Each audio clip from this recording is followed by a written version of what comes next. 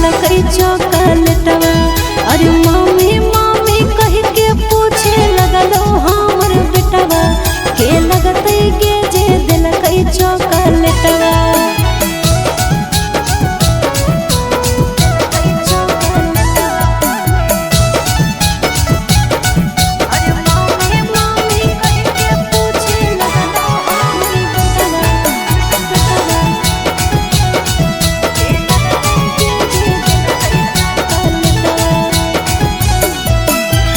बेटवा के तोहर गोद में लेके खेलैलिया मम्मी को तोरे यार रहिया ओकरा बतैलिया।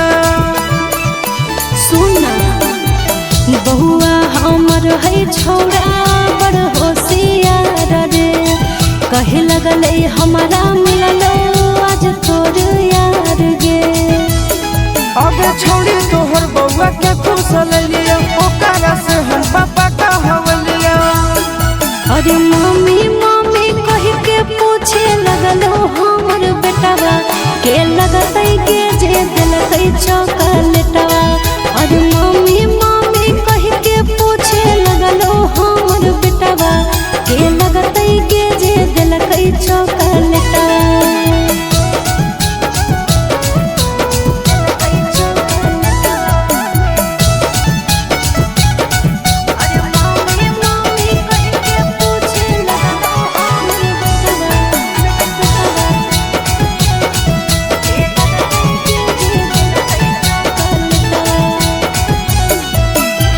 बेटा तोर कौन सा पुलवा में पढ़ा फटर फटर रैलिया निसमे बात करहा।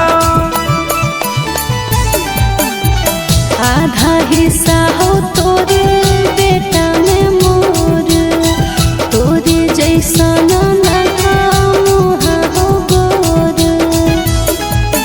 भले ओकर चिंटू राजा हो पापा नीलो सकल वाया सिसवे से सापा। अरे मम्मी मम्मी कह के पूछे लगलो हमर बेटवा के लगतई के जे दिलकई चॉकलेटवा। अरे मम्मी मम्मी कह के पूछे लगलो हमर बेटवा के लगतई के जे दिलकई चॉकलेटवा।